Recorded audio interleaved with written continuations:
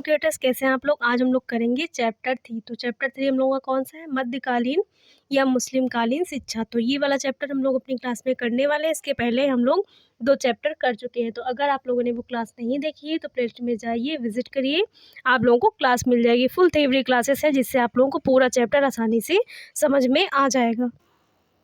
तो मुस्लिमकालीन या मध्यकालीन शिक्षा में हम लोग पहले समझते हैं इतिहास। मध्यकालीन शिक्षा है, मुस्लिमकालीन शिक्षा का इतिहास क्या है, किस प्रकार से भारत में मध्यकालीन या मुस्लिमकालीन जो शिक्षा है उसका प्रादुर्भाव हुआ, वो प्रारंभ हुई, और कब से भारत में मुस्लिम काल माना जाता है और कब तक माना जाता है। तो ये सब हम लोग अपने इतिहास में समझने वाले हैं। तो आइए स्टार्ट करते हैं। भारत में मध्यकालीन शिक्षा का इतिहास मुसलमान के आक्रमण से प्रारंभ हुआ। तो कब से प्रारंभ हुआ, जब मुसलमानों ने भारत पे आक्रमण किया, तब से भारत में जो मुस्लिम कालीन शिक्षा है इसका इतिहास प्रारंभ हो गया। इस्लाम धर्म के प्रवर्तक हजरत मोहम्मद साहब का जन्म। और इस्लाम धर्म के प्रवर्तक कौन है, तो इस्लाम धर्म के जो प्रवर्तक हैं वो कौन है, हजरत मोहम्मद साहब है। कौन है, हजरत मोहम्मद साहब है। इस्लाम धर्म के प्रवर्तक कौन है, हजरत मोहम्मद साहब है। और इनका जन्म कब हुआ है, 570 ईस्वी में अरब देश के मक्का नामक स्थान में हुआ है। कहाँ पर, अरब देश के मक्का नामक स्थान में हुआ है। और इनकी मृत्यु कब हुई, तो 620 ईस्वी में हुई है। मोहम्मद साहब के उपदेश को एक पुस्तक के रूप में संग्रहित किया गया है। जो मोहम्मद साहब के उपदेश हैं उनको किस में संग्रहित किया गया है, तो एक पुस्तक के रूप में संग्रहित किया गया है। उस पुस्तक में इनके सारे उपदेश जो है वो लिखे हुए हैं, जिसे पवित्र कुरान कहा जाता है। और मोहम्मद साहब की जो पवित्र पुस्तक है वो क्या कहलाती है, कुरान कहलाती है। तो ये पूछा जाता है कि मुसलमानों का पवित्र ग्रंथ क्या है, तो कुरान है। क्या है, कुरान है। इस्लाम धर्म मूर्ति पूजा का विरोध करता है। इस्लाम धर्म क्या करता है, मूर्ति पूजा का विरोध करता है, क्योंकि मुसलमानों में किसी भी प्रकार की मूर्ति की पूजा नहीं होती है। वो क्या करते हैं, काल्पनिक रूप से क्या करते हैं, पूजा करते हैं। उनमें किसी प्रकार की मूर्ति की जो पूजा है वो नहीं होती, ना मूर्ति होती है, ना तस्वीर होती, किसी प्रकार की पूजा नहीं होती है। भारत के पश्चिमी भाग में सर्वप्रथम सन 637 ईस्वी में इस्लाम धर्मावलंबियों ने आक्रमण किया। यह प्रक्रिया उस समय से लगातार चलती रही। 708 ईस्वी में सिंध प्रदेश में भयंकर आक्रमण हुआ, और आक्रमण के बाद आक्रमण होते गए। 708 ईस्वी में सिंध प्रदेश में एक भयंकर आक्रमण हुआ और उनका जो प्रभुत्व है वो स्थापित हो गया। इस आक्रमण में क्या हुआ, जो मुसलमान थे उन्होंने अपना प्रभुत्व स्थापित कर लिया। कहाँ, सिंध प्रदेश में। मोहम्मद गौरी ने सन 1192 ईस्वी में, जो मोहम्मद गौरी हैं इसने कब आक्रमण किया, तो इन्होंने 1192 ईस्वी में तराइन के युद्ध में दिल्ली के शासक, कहाँ के शासक, दिल्ली के शासक पृथ्वीराज चौहान को परास्त कर दिया और उन्हें कैद करके गजनी ले गए। कहाँ ले गए, गजनी ले गए। और वहाँ पर क्या हुआ, वहाँ पर उनकी मृत्यु हो गई। तराइन के युद्ध में हिंदुओं की हार के कारण उनके गौरव का सूर्य सदा के लिए अस्त हो गया। और जो तराइन का युद्ध हुआ उसमें किसकी हार हुई, तो उसमें हिंदुओं की हार हुई और मुसलमानों की जीत हुई, जिससे जो हिंदुओं के गौरव का सूर्य है वो सदा के लिए अस्त हो गया और भारत में क्या हुआ, मुसलमानों का राज स्थापित हो गया। तो इस समय इतने में क्या हुआ, इतनी परिस्थिति में इस सन में क्या हुआ, 1192 के आक्रमण के बाद ही जो भारत है उसमें मुसलमानों का जो राज है वो स्थापित हो गया। भारत में मुसलमान के आगमन एवं राज्य सत्ता की स्थापना के फलस्वरूप भारतीय शिक्षा में परिवर्तन हुए। और जब भारत में मुसलमानों का आक्रमण हो गया, आगमन हो गया, उनकी सत्ता स्थापित हो गई, तो यहाँ पर उन्होंने आकर के शिक्षा व्यवस्था में भी क्या किया, परिवर्तन कर दिया। और संस्कृति आधारित शिक्षण संस्थानों के अतिरिक्त यहाँ पर क्या हो गया, यहाँ पर मदरसों की स्थापना भी हो गई। मदरसों की, तो मुसलमानों की शिक्षण संस्थाएं कौन कौन सी हैं, मकतब एवं मदरसा हैं। तो यहाँ पर भारत में उन्होंने मदरसों की स्थापना की, जहाँ कुरान की शिक्षा के साथ साथ फारसी, गणित, दर्शन की शिक्षा दी जाती थी। भारत में सन 1192 से 1707 ईस्वी तक मुस्लिम काल माना जाता है। और भारत में जो मुस्लिम काल है कब से कब तक माना जाता है, तो 1192 से 1707 ईस्वी तक माना जाता है। कब से माना जाता है, 1192 से 1707 ईस्वी तक। इस अवधि में गुलाम वंश, खिलजी वंश, तुगलक वंश, सैयद वंश, लोदी वंश एवं मुगल वंश के शासकों ने भारत पर शासन किया। मतलब मुस्लिम काल के शासन के दौरान इतने मुस्लिम शासकों ने भारत पर शासन किया। मुस्लिम शासकों की अपनी अलग संस्कृति थी। इन्होंने अपनी संस्कृति को मजबूत करने के लिए इस्लामी शिक्षा का प्रचार किया। किसका किया? इस्लामी शिक्षा का प्रचार किया। तो ये रहा मुस्लिम काल का इतिहास और हम लोगों ने समझ लिया है। तो अब पता चल गया कि मुस्लिम है उनका आक्रमण कब हुआ और कब से उनका जो आधिपत्य है भारत पर स्थापित हो गया। समझते हैं मध्यकालीन शिक्षा की विशेषताएं। तो अगर विशेषताएं पूछे तब भी आप लोग यही लिखेंगे, अगर उद्देश्य पूछेगा तब भी आप लोग यही लिखेंगे, क्योंकि विशेषताएं और उद्देश्य यही है मुस्लिम कालीन शिक्षा के। पहला है इस्लाम धर्म का प्रचार करना। क्या है? इस्लाम धर्म का प्रचार करना। तो मुस्लिम शासकों ने शिक्षा को धर्म प्रचार का साधन बनाया। इन्होंने क्या बनाया? जो मुस्लिम शिक्षा है उसको धर्म प्रचार का साधन बनाया। इसलिए शिक्षा का मुख्य उद्देश्य इस्लामिक विचारधारा में इस्लाम धर्म का प्रचार करना माना गया है।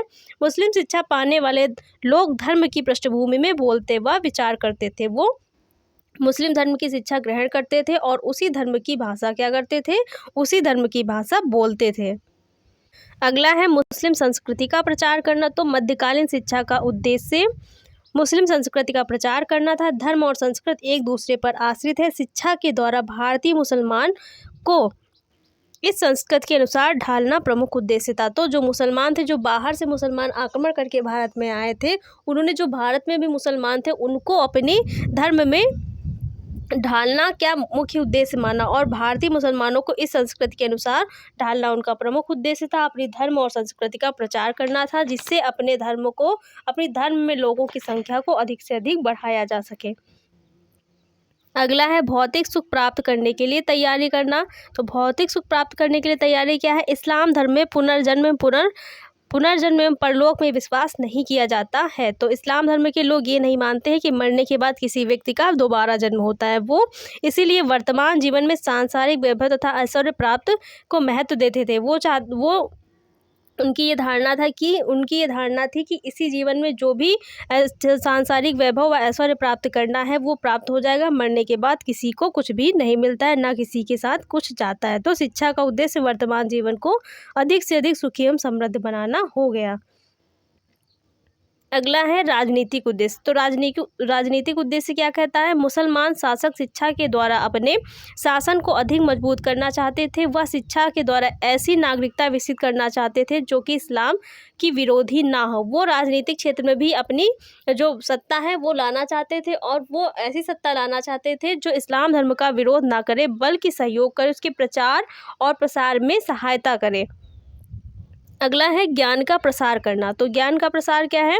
हजरत मोहम्मद साहब ने प्रत्येक मुसलमान के लिए ज्ञान प्राप्ति को जरूरी माना है। तो हजरत मोहम्मद साहब ने कहा है कि प्रत्येक मुसलमान मतलब मुस्लिम धर्म का कोई भी व्यक्ति हो उसके लिए ज्ञान प्राप्त करना अनिवार्य है। ज्ञान अमृत है। इन्होंने कहा है कि ज्ञान अमृत है, ज्ञान से ही धर्म तथा अधर्म, कर्तव्य एवं अकर्तव्य की जानकारी हो सकती है। इन्होंने कहा है कि जब तक व्यक्ति को ज्ञान प्राप्त नहीं होगा तब तक उसे धर्म, अधर्म, कर्तव्य और अकर्तव्य की जानकारी नहीं होगी। तो ये कथन किसका है कि ज्ञान अमृत है और ज्ञान से ही धर्म, कर्तव्य और अकर्तव्य की जानकारी होती है। तो किसका कथन है? हजरत मोहम्मद साहब का कथन है। तो विशेषताएं और उद्देश्य हम लोगों ने समझ लिया। समझते हैं मध्यकालीन शिक्षा की व्यवस्था। मध्यकालीन शिक्षा की व्यवस्था किस प्रकार की थी? तो मुस्लिम कालीन शिक्षा प्रदान करने वाली संस्थाओं को मकतब एवं मदरसा कहा जाता है। क्या कहा जाता है? जो मुस्लिम काल में शिक्षा प्रदान करने वाली संस्थाएं थी उनको क्या कहा गया? मकतब एवं मदरसा कहा गया। मकतबों में प्राथमिक स्तर की शिक्षा दी जाती थी। जो मकतब थे वो किस प्रकार की शिक्षा के साधन थे? तो प्राथमिक स्तर की शिक्षा के। और जो मदरसे थे उनमें उच्च स्तर की शिक्षा दी जाती थी। तो दो शिक्षा के साधन थे, मकतब था और मदरसा था। मकतब में प्राथमिक स्तर की शिक्षा और जो मदरसे थे उनमें उच्च स्तर की शिक्षा दी जाती थी। मकतब तथा मदरसे किसी न किसी मस्जिद से जुड़े होते थे। उनकी स्थापना मुस्लिम शासकों एवं धनी विद्या प्रेमी मुसलमानों के द्वारा की जाती थी। अब पहला प्राथमिक शिक्षा का साधन क्या है? मकतब है। तो इसको समझते हैं। प्राथमिक शिक्षा, पहला है प्राथमिक शिक्षा। इस काल में प्राथमिक शिक्षा मकतबों में दी जाती थी। किस काल में? मुस्लिम काल में जो प्राथमिक शिक्षा है वो मकतबों में दी जाती थी। मकतब का अर्थ है उसने लिखा। तो ये जो है इंपॉर्टेंट पॉइंट है, आपके एग्जाम में आता है कि मकतब का अर्थ क्या है। तो मकतब का क्या अर्थ है? उसने लिखा, मतलब प्राथमिक स्तर में क्या होता है, बच्चा लिखना पढ़ना सीखता है, पेन पेंसिल पकड़ना सीखता है। तो मकतब का अर्थ है उसने लिखा, अतः लिखना पढ़ना सीखने वाले स्थान को मकतब कहा गया है। क्या कहा गया है, मकतब कहा गया है, जहाँ पर बच्चा लिखना पढ़ना सीखता है। तो वो स्थान क्या है, मकतब है। तो मकतब में प्रवेश की विधि क्या है, मकतब में प्रवेश की विधि क्या है। मकतब में प्रवेश तो मिलता है, लेकिन उसके लिए एक विधि भी अपनाई गई। जिस प्रकार से वैदिक कालीन शिक्षा में क्या था, उपनयन संस्कार था, बौद्ध काल में प्रवज्जा संस्कार था, उसी प्रकार से जो मुस्लिम काल है उसमें भी मकतब में प्रवेश के लिए एक संस्कार होता है। तो इस्लाम धर्म में बिस्मिल्लाह रस्म या संस्कार के बाद बालकों को मकतब में प्रवेश दिलाया जाता था। किसके बाद, बिस्मिल्लाह संस्कार होता था। इस संस्कार के बाद जो बालक हैं उनको मकतब में प्रवेश दिया जाता था। जब बालक की आयु 4 वर्ष 4 माह 4 दिन की हो जाती थी, और जो बिस्मिल्लाह संस्कार है कितने वर्ष में होता था, 4 वर्ष 4 माह और 4 दिन का जब बालक हो जाता था तब उसका बिस्मिल्लाह संस्कार करवाया जाता था। तब बिस्मिल्लाह की रस्म की जाती थी। उस दिन बालक को नए कपड़े पहनाए जाते थे और किसी मौलवी के सामने ले जाया जाता था। उसे कुरान की भूमिका, उसे क्या पढ़वाया जाता था, उससे कुरान की भूमिका 55वां एवं 57वां अध्याय सामने रखकर कुछ आयतें सुनाई जाती थी। तो उसको कुरान की कुछ भूमिका के कुछ नंबर्स के जो पेज हैं उनकी क्या है, आयतें सुनाई जाती थी, जिसे बालक को दोहराना होता था। और उन्हीं आयतों को बालक क्या करता था, उन्हीं आयतों को बालक दोहराता था। यदि वह ठीक ढंग से ना दोहरा सका तो बिस्मिल्लाह का उच्चारण करवाया जाता था। इस प्रकार यह रस्म पूरी हो जाती थी। अगर बालक क्या है, ठीक प्रकार से उन आयतों को नहीं बोल पाता है तो उसे केवल बिस्मिल्लाह का उच्चारण करवा दिया जाता था और मकतब में प्रवेश दे दिया जाता था। मकतब का पाठ्यक्रम कैसा था, तो मकतब का पाठ्यक्रम कैसा था, मकतबों में बालकों को लिखना पढ़ना तथा प्रारंभिक गणित की शिक्षा दी जाती थी। मकतब में क्या क्या पढ़ाया जाता था, लिखना पढ़ना सिखाया जाता था और जो प्रारंभिक गणित है उसकी शिक्षा दी जाती थी। उन्हें कुरान की आयतें रटाई जाती थी और साथ ही उनको जो कुरान होती है उसकी आयतें भी रटाई जाती थी। और शिक्षण विधि किस प्रकार की थी, तो मकतबों में मौखिक शिक्षण विधि से ही शिक्षा प्रदान की जाती थी। मकतबों में कौन सी शिक्षण विधि अपनाई गई, तो मौखिक, मतलब मौखिक रूप से बोलकर उनको सिखाया जाता था, रटाया जाता था, कंठस्थ कराने पर बल दिया जाता था।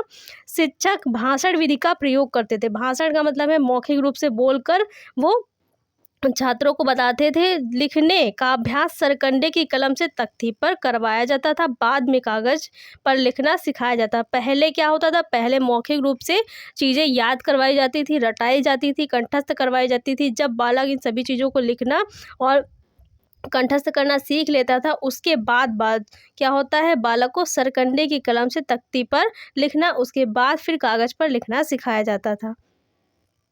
अब समझते हैं उच्च शिक्षा। तो प्राथमिक शिक्षा किसमें दी गई, मकतब में दी गई। उच्च शिक्षा के साधन क्या थे, मदरसे थे। क्या थे, मदरसे थे। तो मुस्लिम काल में उच्च शिक्षा मदरसे में दी जाती थी।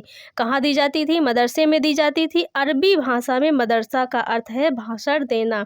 तो मदरसा का क्या अर्थ है, भाषण देना। और मकतब का क्या अर्थ है, उसने लिखा। जहाँ पर बच्चा लिखना पढ़ना सीखेगा वो मकतब है, और जहाँ पर बच्चा केवल भाषण के माध्यम से समझेगा वो क्या है, वो उच्च शिक्षा का साधन मदरसा है। तो मदरसा का क्या अर्थ होता है, भाषण देना। इस प्रकार मदरसा वह स्थान है जहाँ भाषण दिए जाते हैं। मदरसा भी 2 प्रकार के होते हैं। तो मदरसा वह स्थान है जहाँ पर भाषण दिए जाते हैं, बच्चों को भाषण देकर मौखिक रूप से समझाया जाता है। और मदरसे भी 2 प्रकार के होते हैं।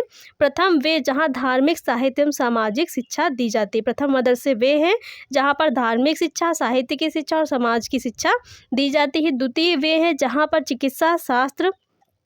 चिकित्सा शास्त्र तथा अन्य प्रकार की शिक्षाएं दी जाती है। द्वितीय मदरसों में किस प्रकार की शिक्षा दी जाती है, तो चिकित्सा शास्त्र की शिक्षा दी जाती है। और मदरसे में शिक्षक को उस्ताद भी कहा जाता है। मदरसे में जो शिक्षक पढ़ाते हैं उनको क्या कहा जाता है, तो उन शिक्षकों को उस्ताद होता है, उस्ताद भी कहा जाता है।